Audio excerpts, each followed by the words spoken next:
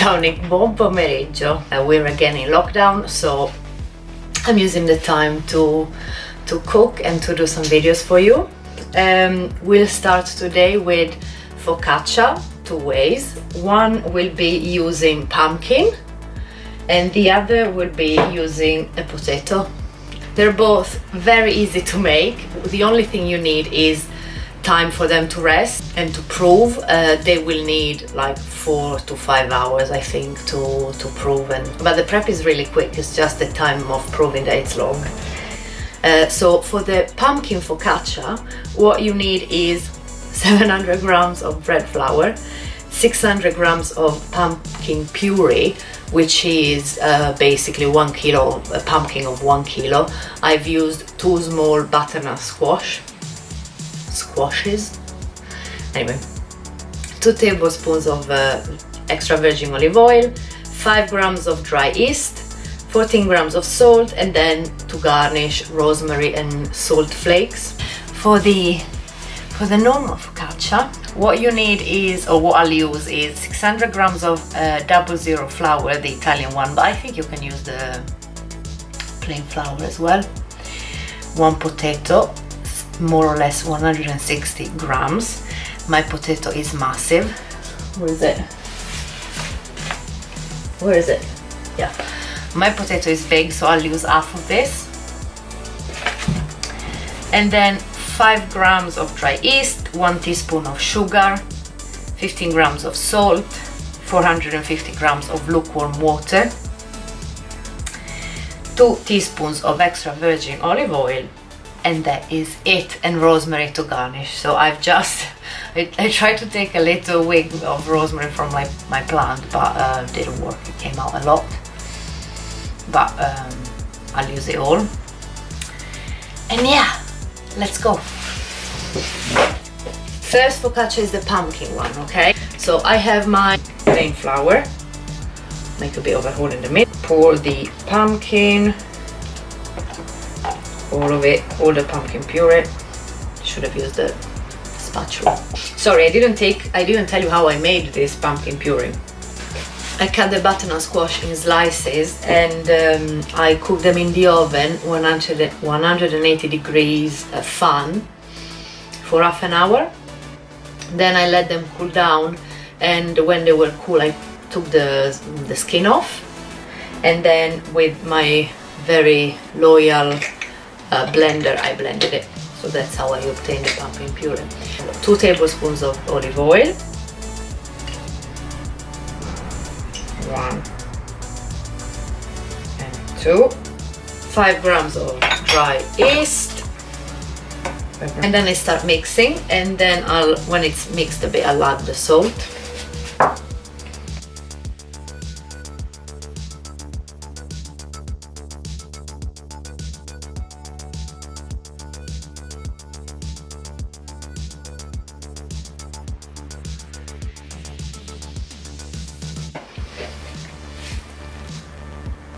So the dough is ready. Now I'm covering it and letting it rest. It says that it has to triple in volume,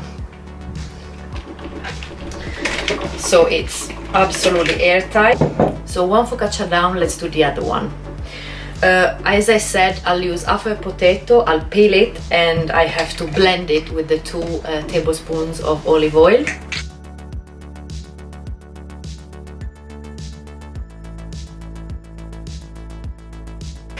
I've obtained this puree and I'm going to put it in the flour, and then I'll add the yeast, the salt, and slowly the water.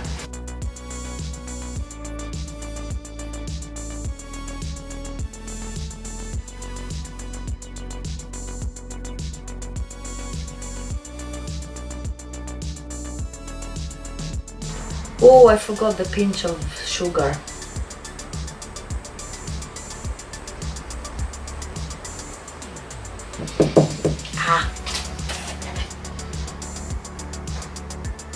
Whew.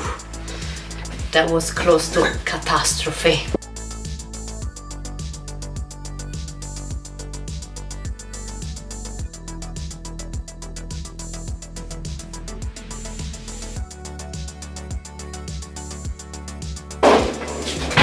and it's supposed to be very sticky. I'll cover it with cling film. Okay, now so I'll put them in the oven with the fan on for a bit.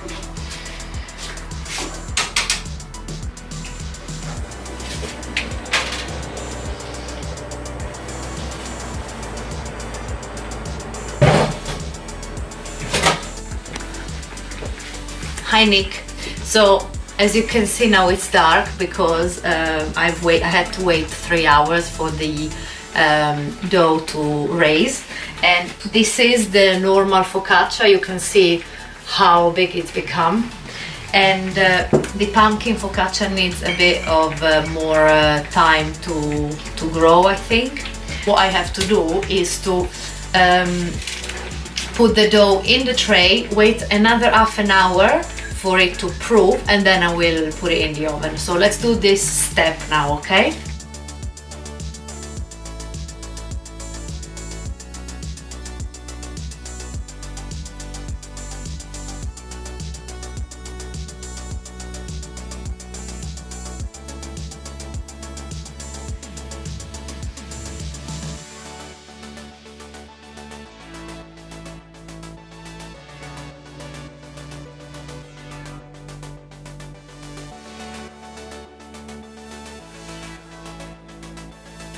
Now I leave the focaccia like this for 30 minutes. The normal focaccia has proved. I just need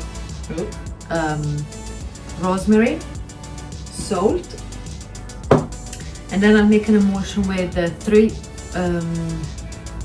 tablespoons of water and 3 tablespoons of oil, and I'll put them on top of this. 2 and 3. Yes.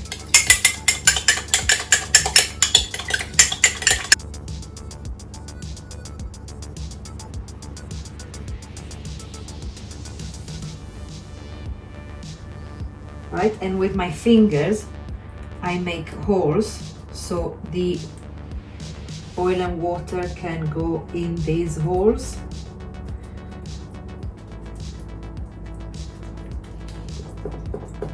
Then I get a twig of rosemary and I sprinkle them on the surface. Ah no, wait, salt. Bit of salt. And this beauty is ready to go in the oven for 20 minutes, 20-25 minutes. The first 10 minutes, 15 minutes on the bottom shelf and then on the middle shelf.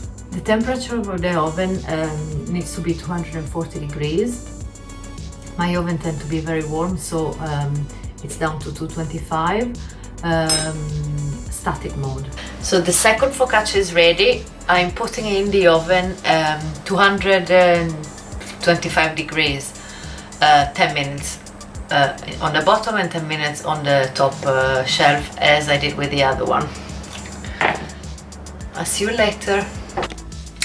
Hi Nick, ciao, good morning. I wanted to close the video giving you the real impressions with the daylight, because you can see the colors better. I've already had a bit of both because I wanted to try them and I couldn't resist, to be honest, to have a bit of warm focaccia when it just come out of the oven. You can't even handle it because it's too hot.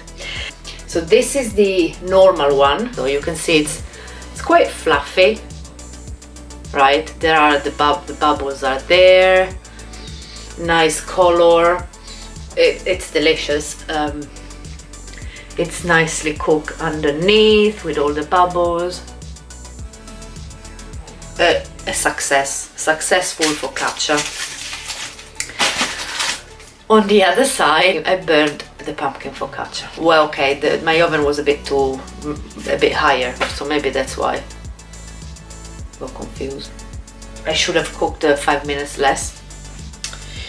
But anyway, it came out like this. It's a bit, let's say, caramelized. It's a bit too dark. I should have. It's not bad. I don't think the taste is impacted a lot, and as you can see, it's quite soft, right? The bubbles are there, the bubbles are there on the back. I should have just kept it 5 minutes less. It won't happen again though. But oh, I was gutted because it takes so long, it takes for it to prove. And I don't know, from when I mixed the dough and actually put it in the oven, it was like 6 hours in between. Not to consider that you have to prep the pumpkin, which is a pain, and then I burnt it. Oh, gutted, really gutted. But I'm eating it anyway. It's good. It's just, you can see it's just a thin layer that it's a bit too dark. 5 minutes less and it would have been perfect. So lessons learned. Another thing that I want to say is that I don't really taste the pumpkin, right? So it's a bit too burnt. But if I cut the pieces off, the burnt pieces off, well, the caramelized pieces off, right? And I just have the pumpkin sponge. Maybe remotely, maybe I can taste it. I don't think it's worth. It's a lot of work for a very delicate. It's good, but I can't taste it.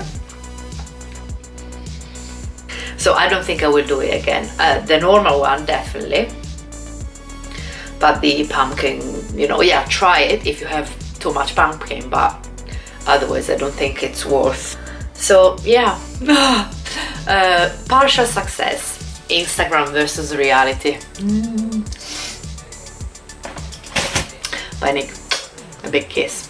Ciao ciao.